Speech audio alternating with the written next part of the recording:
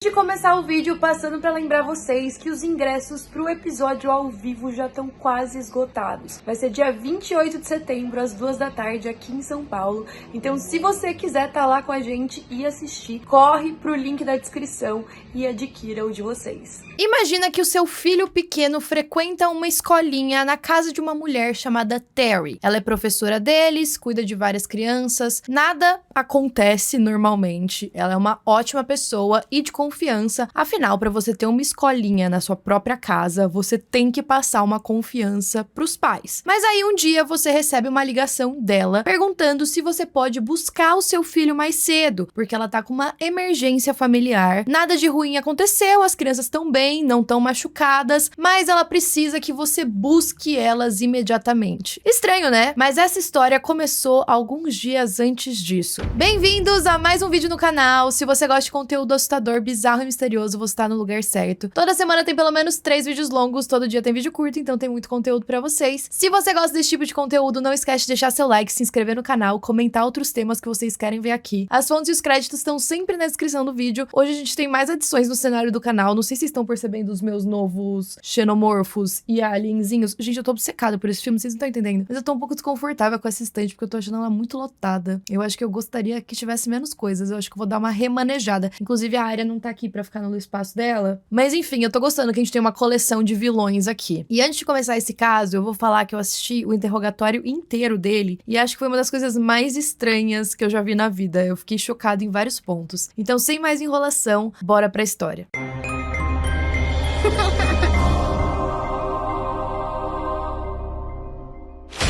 No dia 28 de fevereiro de 2021, a polícia recebeu uma chamada de emergência de uma mulher. Era mais ou menos 2 horas da manhã, e ela disse que o filho dela tinha feito com que o carro dele caísse dentro do rio do Colorado. A polícia não entendeu nada do que estava acontecendo, mas quando chegou na cena, ela encontrou um casal e o filho deles ali procurando ajuda. A cena era a seguinte: tinha um carro meio dentro do rio, meio pra fora, a gente conseguia ver a parte de fora do carro. O garoto estava dentro do carro dos pais, junto com o pai dele, se aquecendo. Afinal, ele tinha entrado no rio junto com o carro e era fevereiro, ou seja, estava frio e a água estava congelando. Ele precisava se esquentar um pouco e ele também estava sem as calças que estavam molhadas. A mãe dele, a Terry, estava do lado de fora explicando para os policiais a situação. Ela disse que o filho dela, o Brian, tinha ligado para eles de madrugada, dizendo que ele tinha saído de carro para andar um pouco por aí, pensar um pouco e decidiu parar na frente do rio. Nesse rio tem algumas rampas para barcos, em que você estaciona o seu carro de ré, onde o barco ia estar preso, para que ele possa entrar no rio de uma forma mais tranquila, forma que seja mais fácil você colocar o barco lá. O problema é que o Brian estacionou o carro nessa rampa sem o barco, ele só queria ficar ali no local, tranquilo, para pensar e relaxar. Só que aí, quando ele foi sair, o carro simplesmente não saiu junto. Ele não conseguiu colocar a primeira marcha e sair pra frente. E aí o carro foi indo pra trás, e ele foi entrando no rio, e o carro foi enchendo de água, e ele foi começando a se desesperar. Mas de alguma forma ele conseguiu abrir o vidro da frente, ele saiu e pediu ajuda. Agora completamente congelando de ter se molhado naquele rio gelado. Então tudo aquilo tinha sido um acidente muito engraçado. E é isso que a gente pode ver quando os policiais chegam na cena. Quando eles ouvem a história da mãe e ficam sabendo o que aconteceu, eles não têm mais nada pra fazer além de rir daquela história toda. A Terry até comenta que o Brian tá dentro do carro, se os policiais quisessem conversar com ele. E aí eles vão até lá, perguntam o que tinha acontecido. O Brian conta exatamente a mesma história, mas tem uma parte um pouco curiosa. Os policiais perguntam: você tava de frente pro rio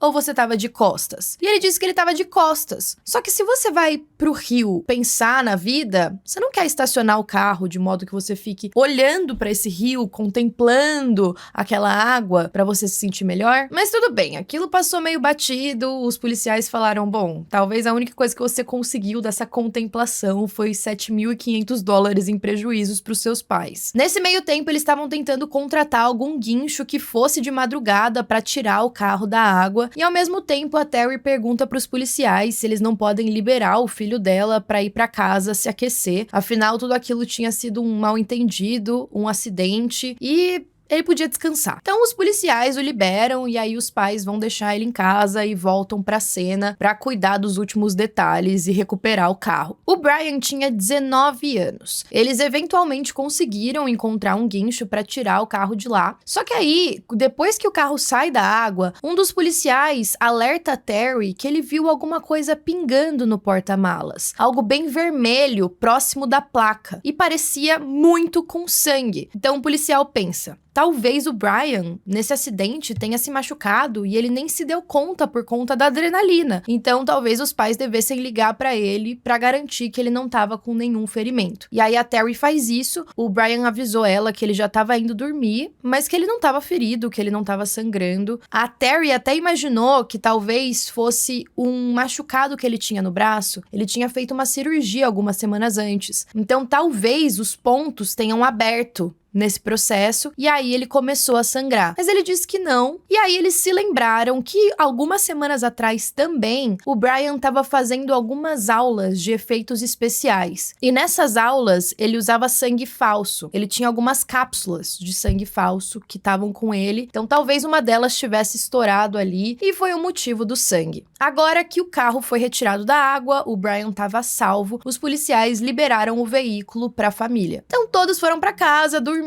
rindo muito daquele acidente inusitado. O curioso é que no dia seguinte, a polícia foi chamada naquele mesmo local de novo. Um morador de rua tinha sido reportado como desaparecido. O nome dele era Warren Barnes. Quem reportou o desaparecimento foi uma mulher chamada Monique. Ela via o Warren todos os dias. Ela falava que ele era o cara mais legal do mundo. Ele tinha 60 e poucos anos e ela sempre oferecia uma cadeira para ele sentar e alguns livros para ele ler. E não foi só ela que reportou o desaparecimento.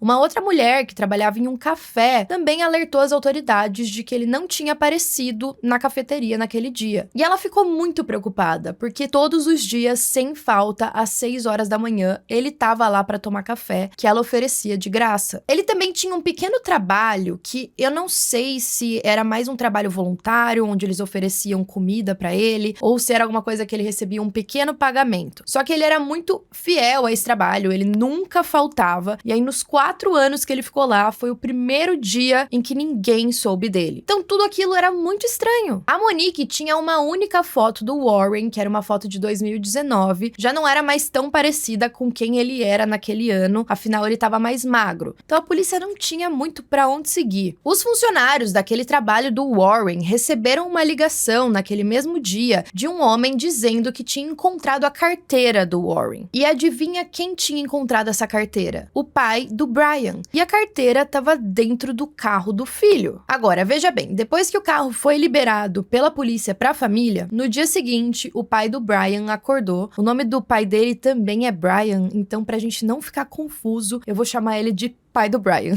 No dia seguinte, ele acordou e ele foi limpar o carro porque teve um problema na bateria que ficou inundada. Eles precisavam levar esse carro pro conserto. Então, antes disso, ele garantiu que não tinha nada lá dentro. E aí, enquanto ele tava fazendo essa limpeza, ele encontrou a carteira do Warren. E ele achou bem estranho. Ele até perguntou pro filho por que aquela carteira tava lá. E aí, o Brian explicou que quando ele tava ali naquela região do lago, do Rio Colorado, ele encontrou essa carteira no chão, pegou e deixou lá dentro do carro, caso alguém fosse procurar depois. E aí, na própria carteira, tinha o nome dessa empresa que o Warren trabalhava, então ele entrou em contato pra perguntar se alguém sabia dele, e aí, curiosamente, ele estava desaparecido. Então, isso também acendeu um alerta no pai. O Brian, com 5 anos de idade, foi diagnosticado com TDAH. Ele começou a tomar remédios para isso e ele sempre apresentava alguns comportamentos não muito legais na escola. Algumas crianças diziam que não se sentiam seguras perto dele e ele participou de vários incidentes. Um médico chegou a sugerir que o Brian deveria até fazer alguns testes para uma potencial psicose. E ele também foi diagnosticado como autista. Apesar de ter uma personalidade um pouco incomum, ele tinha alguns amigos que diziam que ele tinha muito interesse por tudo que era mórbido. As piadas que ele fazia eram sempre relacionadas à morte, à violência, à destruição ou alguma coisa ilegal. Por exemplo, teve uma vez que ele postou no Facebook um meme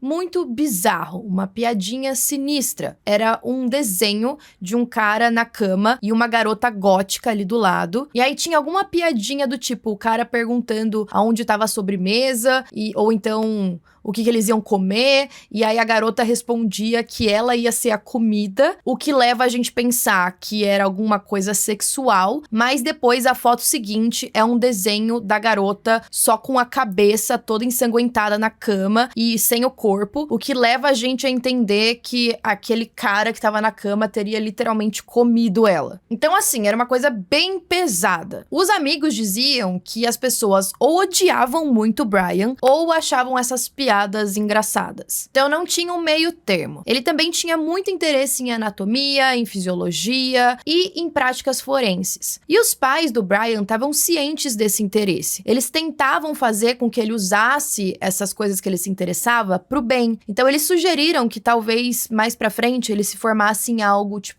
como perito criminal, ou então fizesse essa aula de efeitos especiais para que ele tivesse mais contato com essas coisas que ele achava interessante. E ele parecia saber tudo sobre processos de decomposição, por exemplo. Ele tinha até mesmo um caderno em que mostrava as obsessões dele. Ele lia muito sobre serial killers e as leituras que ele procurava eram sempre relacionadas a, por exemplo, o Jeffrey Dahmer. Parecia que ele tinha muito interesse. Ele também gostava do filho de Sam, que era o cara que saía atirando em todo mundo, alegando que estava sendo mandado por um cachorro possuído pelo demônio. E ele também lia muito sobre atiradores em escolas. Nesse caderno, ele tinha páginas em que, por exemplo, tava o nome do serial killer, quantas pessoas esse serial killer matou, qual era o tipo de assassino que eles eram. Ele até chegou a desenvolver o próprio código, ou alfabeto. E aí a gente lembra do Zodíaco e várias outras referências. O Brian também não tinha costume de fazer muito contato visual e dizem que isso se dava por conta do autismo. Agora, o dia em que o pai encontrou a carteira, que foi o dia seguinte do acidente com o carro, também foi o dia em que a Terry ligou para os pais das crianças que ela cuidava dentro da própria casa. Ela estava completamente desesperada. Minutos antes, ela tinha acabado de realizar mais uma chamada para a polícia. Ela dizia que ela tinha encontrado alguma coisa dentro do closet do filho dela. Essa coisa estava enrolada em várias sacolas plásticas. E ela achou estranho porque o cheiro estava bem ruim e tinha algumas larvas em volta. Ela garantiu que o Brian tivesse chegado em casa quando ela ligou para a polícia, porque ele tinha acabado de sair por algumas horas para ir na casa de uma amiga dele. Então a ligação foi feita quando o Brian estava estacionando na frente da casa e ela estava falando dos fundos para que ele não ouvisse ela. Ela pegou aquela sacola estranha e colocou na pia da cozinha. E ela também avisou os policiais que tinha uma segunda que ela não tinha aberto ainda. Quando ela abriu a primeira, ela viu o que ela acreditava ser uma cabeça humana. Vocês estão percebendo como toda essa história tá se conectando, né?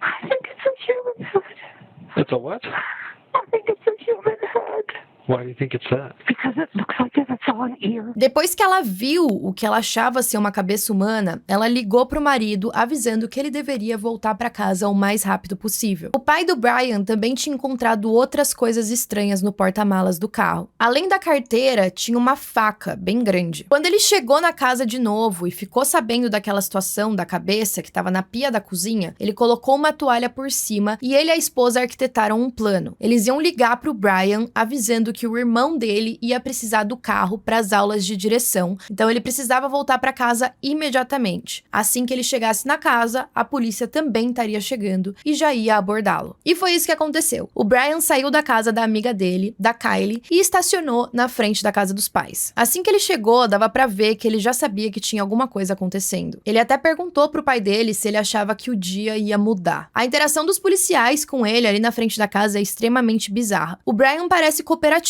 e muito educado. Os policiais perguntam se ele sabe por que eles estavam lá. Eles também comentam que a mãe dele encontrou algumas coisas no closet dele. E aí eles perguntam o que era e o Brian responde: uma cabeça e mãos humanas. Yeah, I believe so. And what would it be? A human head and hands. Enquanto um policial conversava com o Brian lá na frente, um outro entrou na casa para checar o conteúdo das sacolas plásticas e confirmou que de fato era uma cabeça. Os pais do Brian e ele foram levados para a delegacia para interrogatório. 2 interrogadores conversaram com o Brian dentro de uma sala. Como ele tá bem de frente para a câmera, a gente consegue perceber todas as reações dele. E ele foi bem educado e cooperativo. Ele parecia tremer bastante, mas essa parte da linguagem corporal nem dá para julgar tanto porque porque muitos especialistas falam da questão do autismo ainda, do TDAH, que ele acaba tremendo bastante e se mexendo bastante pela ansiedade em uma situação de mais estresse. E aí o investigador começa o papo perguntando como ele chegou ali, e o Brian responde que parece que ele tinha assassinado alguém. Na verdade, aquela pergunta era como ele tinha chegado até a delegacia, mas aí o Brian já falou que ele tinha matado uma pessoa. E aí ele continua falando, bom, eu sei que eu vou ficar preso por uns 15 ou 20 anos, sei lá, né? Então, por que lutar contra isso? E aí o investigador fala, bom, eu não sei, tudo vai depender da resposta do juiz e da sua sentença. E aí ele também pergunta o que aconteceu naquele dia. E o Brian tá tipo, tá, o que você quer saber? O investigador faz mais algumas perguntas, mas parece que ele tá muito animado e ansioso pra compartilhar tudo que ele tinha feito. E aí ele conta que no dia 27, ele tinha saído pra dirigir um pouco durante 1 hora e meia. E aí ele parou pra abastecer em um posto e passou muito perto de uma ponte que ficava próxima à delegacia. Ele disse que avistou alguma coisa bem grande que estava embrulhada em um tipo de lona. E foi aí que ele decidiu pegar uma faca que já estava dentro do carro. Ele colocou 3 luvas nas mãos e nessa parte ele explica com detalhes o motivo dele colocar mais de uma luva. Ele diz que a primeira luva dele poderia deixar algumas impressões digitais. Então ele colocou outras por cima para garantir que isso não acontecesse. E aí ele foi até aquela pessoa, tirou a lona de cima e o esfaqueou no pescoço. Já vou deixar um alerta, porque eu vou descrever umas coisas bem explícitas aqui. Ele disse que no começo o idoso teria entrado em pânico, perguntando o que ele estava fazendo e por que ele estava fazendo aquilo. Mas ele só continuou esfaqueando o pescoço dele. E nessa hora, no interrogatório, o Brian até pergunta para os investigadores se ele poderia fazer uma demonstração da cena. E ele faz, ali na sala. Ele também comenta que foi tudo surpreendentemente fácil, que ele estava fazendo alguns sons bem animalescos e grunhindo. E ele também imita esses sons que ele estava fazendo. And during the time I was growling and making animalistic noises.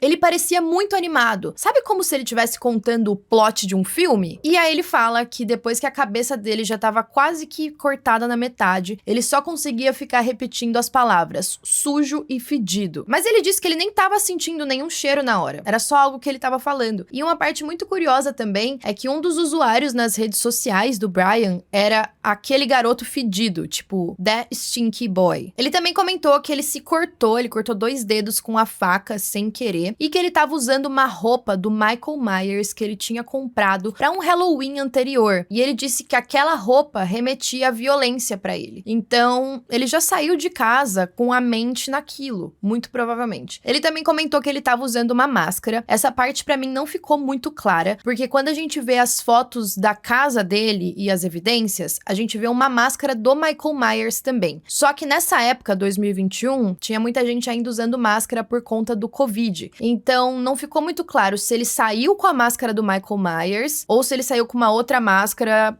normal que a gente usava. E ele continuou contando com os detalhes mais explícitos possíveis. Ele disse que ele cortou a barriga do homem, que ele viu todas as entranhas dele e que elas eram bem rosadas. Depois que ele comenta isso, ele ri e pede desculpas por estar sendo muito mórbido. Depois, ele teria destruído os olhos dele, cortado as mãos e colocado em um saco plástico e cortado uma parte do braço direito. Ele disse que também pensou em quebrar as costelas dele, mas aí ele desistiu da ideia. Ele arrancou a cabeça e colocou em uma caixa de pizza, e ele disse que ele arremessou os braços dele por aí. Então ele comenta que ali embaixo da ponte é uma cena do crime que tem alguns acres de distância para que os policiais pudessem voltar lá e olharem toda aquela região. Depois ele falou que pegou a cabeça e as mãos, colocou no carro dele, pegou a faca também, foi embora para casa, escondeu no quarto, limpou a faca e colocou a roupa que ele estava usando para lavar. Quando ele tentou dormir, ele disse que ele não estava conseguindo, então ele decidiu voltar para a cena e aí não ficou muito claro o que ele fez com o restante do corpo. Uma parte muito bizarra do caso também é que quando os policiais vão checar a cena do crime, o local onde ele falou que matou o Warren, quando um deles encontra um braço, tem uma policial que começa a dar risada. E isso é muito triste, porque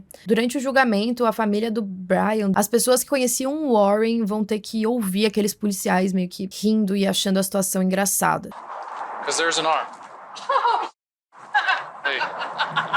O Brian também comentou que a intenção dele era comprar um balde de tinta vazio e colocar a cabeça dentro, selar e depois jogar em alguma vala. Ele pensou também em guardar um dedo com ele. Ele disse que ia cheirar menos e que ele ainda ia ter um souvenir. Então dava pra ver que ele queria pegar algum tipo de troféu. A amiga do Brian, que foi interrogada, disse que ele já tinha comentado em algum momento que ele queria encontrar uma vítima. Ele tinha falado que ia encontrar um sem-teto e matá-lo porque ninguém ia sentir falta. Mas depois ela mudou essa história. Ela falou que o Brian falava muito sobre matar, mas não especificamente a pessoa que ele gostaria. Ele já tinha mencionado que ele não gostava dos vizinhos, e ela falou que quando ficou sabendo dessa história, ela ficou surpresa que ele teria matado só uma pessoa. Ela disse que nunca imaginou, é claro, que ele de fato fosse seguir com um plano desse, mas que ela acreditava que se ele fosse, ele teria um perfil muito mais de atirador de uma escola do que, sei lá, matar uma pessoa específica. No interrogatório, ele também alegou que ele tinha Asperger, TDAH, depressão e que ele teria sido diagnosticado com esquizo alguma coisa. Ele disse que ele não sabia qual tipo de esquizo que ele tinha. E confessou que ele já tinha praticado isso em animais antes. Eu não vou descrever o que ele fez com animais, eu acho que a gente não precisa disso, mas tem um paralelo no que ele fez com o animal e o que ele fez com o Warren. As pessoas da vizinhança até fofocavam uma época de que tinham alguns animais que estavam sumindo por ali e acreditavam que o Brian era o culpado. Ele também disse que não gostava de pessoas e que nunca tinha pensado em matar, mas que depois que ele tinha realizado aquilo com um animal, aí ele começou a pensar em fazer isso com alguém. Ele também falou que lia muito sobre os serial killers e que todos eles falavam que matar era a melhor sensação do mundo. Então ele queria experimentar também. Só que ele disse que depois que ele fez isso, ele não achou nem bom nem ruim, foi alguma coisa meio neutra. No ano anterior, a Terry e o pai do Brian já tinham encontrado um kit muito bizarro no quarto dele. Esse kit continha coisas como facas, martelos, uma serra, pás, duct tape. Parecia um kit que ele estava se preparando para fazer algo muito ruim. E aí os pais disseram que ele tinha que jogar aquilo tudo fora, senão eles iam chamar a polícia. E aí pra mim é tudo muito bizarro, porque os pais do Brian, eu não sei também como pai se você nunca vai imaginar alguma coisa assim do seu filho, mas pra mim tinham tantos indícios e eles estavam tentando não enxergar, sabe? E aí vocês devem estar se perguntando, tá, ele contou toda essa história, mas o que tem a ver a história do Rio? É só nessa hora que ele conta o que ele fez com o restante do corpo. Quando ele não conseguiu dormir em casa, ele voltou, pegou o restante do corpo, colocou no porta-malas, por isso o sangue que tava lá, e aí ele decidiu jogar o restante do corpo no rio. Foi por isso que ele estacionou naquela rampa de ré, para que ele pudesse abrir o porta-malas e já colocar o corpo lá. Ao mesmo tempo que o corpo foi caindo no rio, o carro começou a entrar junto. E ele disse que nesse momento, conforme ele estava entrando com o carro na água congelante, ele só conseguiu pensar que ele sempre seria lembrado como o cara que morreu de hipotermia enquanto estava tentando esconder um corpo. Pra ele parecia que era tudo uma grande brincadeira. Ele também falou no próprio interrogatório que não tinha bebido nem usado nenhuma droga, algo que depois não poderia ser usado pra defesa no julgamento. Os policiais, quando olharam o carro mais de perto, eles também notaram que tinha mais sangue no banco do passageiro e na porta. No dia seguinte, quando o Brian acordou, ele decidiu ir pra casa daquela amiga que morava com o marido, e aí ele começou a contar pra eles uma história de que ele tava meio que zoando com um corpo que ele tinha encontrado na noite anterior e que ele tava com medo da polícia incriminá-lo pelo assassinato. Só que o marido da garota que tava ouvindo toda essa história achou que era tudo uma grande brincadeira, que ele tava sendo idiota só. O Brian também confessou que não tinha tomado o remédio dele naquela noite. No interrogatório da Terry, os investigadores perguntam pra ela se ela tinha certeza que o Brian tomava direitinho os remédios dele, e ela disse que ela não ficava em cima o tempo todo, que todos os dias às 10 horas da noite tocava um despertador, e aí ela gritava pra ele tomar o remédio, ele falava que ele tinha tomado, e ela disse que ela notava que tava diminuindo a quantidade dos remédios. Então ela imaginou que ele tava tomando. Assim, sendo bem sincera, eu não sei se todo mundo acompanha desse jeito os filhos tomando remédio, sabe? Você quer confiar que a pessoa tá fazendo tudo certinho, né? Ele também falou no interrogatório que ele se sentia como Hannibal Lecter. No histórico de pesquisas do computador do Brian tinham coisas como pensamentos homicidas todos os dias, ideação homicida e como cooperar com pensamentos de assassinato. Ele também pesquisou outras coisas, como por exemplo, como as pessoas reagiriam a uma invasão domiciliar, como elas reagiriam se estivesse com uma faca apontada a elas e o quão mortal é uma ferida no pescoço com faca. Então, com essas pesquisas, dá pra gente perceber que talvez ele tivesse com outros planos ainda. Talvez ele tivesse arquitetando alguma coisa mais bizarra. Não me pareceu que o Brian já tinha pesquisado sobre o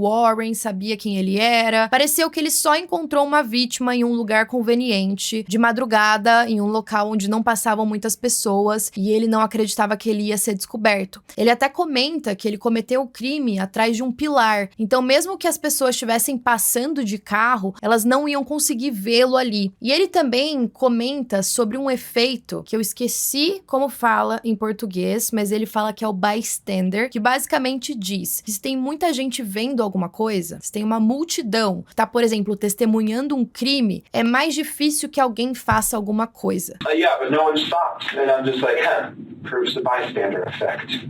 E esse efeito, pra mim, é bem bizarro, porque é muito verdadeiro. Se você tem uma multidão observando alguma coisa e ninguém tá fazendo nada, é muito mais difícil que uma pessoa venha à frente e vá tentar parar ou questionar o que tá acontecendo. Porque a tendência, quando a gente tá em uma multidão, é a gente se comportar da mesma forma que ela, por de repente ter medo de ser julgado pelos outros que não estão fazendo nada. Então o Brian era bem inteligente, ele parecia pesquisar muito sobre essas coisas, ele já devia estar premeditando um plano perfeito, e eu acredito que muitas das coisas que ele escrevia no caderno, ou até mesmo pesquisava na internet, era para que os investigadores achassem depois, e que ele ficasse conhecido como um desses grandes assassinos, com planos muito elaborados. Parecia que ele queria que as pessoas, sei lá, pesquisassem sobre ele, e falassem sobre ele, coisa que a gente tá fazendo aqui no canal, né? Eu me odeio por isso. Olha que situação. Mas enfim, eu acho que ele gostaria de ser um grande mártir, ou então até como esses personagens que a gente vê no cinema, como ele mesmo citou, o Hannibal Lecter, como se fosse uma mente super inteligente, mas na verdade ele é só um idiota babaca, que eu fico muito feliz de ter sido capturado. E eu fico mais triste ainda pela história do Warren, que parecia ser uma pessoa maravilhosa e muito querido por todo mundo que tava à volta dele, e que infelizmente tava no lugar errado e na hora errada, e não tem culpa de nada. No julgamento, apesar do interrogatório bizarro em que ele tava se vangloriando e rindo em diversos momentos, ele se declarou inocente por insanidade. A gente consegue ver no interrogatório que ele até foi desenhando um mapa para os investigadores, para mostrar o plano, para mostrar aonde tinha sido feita cada coisa, como se ele estivesse esperando um parabéns. Ele não mostrou nenhum remorso pela vítima. Na verdade, a única coisa que ele ficou triste de ter cometido esse crime, e que ele falou que se ele pudesse voltar, ele não teria cometido nada, é que agora ele tá trancado em um lugar, sem poder ver os amigos, sem poder acessar a internet e nem jogar videogame. E sobre aquilo que ele falou no começo do interrogatório, que ele ficaria preso por uns 15, 20 anos, não. O Brian pegou prisão perpétua, sem possibilidade de liberdade condicional, que eu acho ótimo, porque eu acho que um perfil como o do Brian, talvez ele tivesse uma tendência de cometer um outro crime. Bom, esse foi o caso de hoje. Comentem aí o que vocês acharam e até a próxima.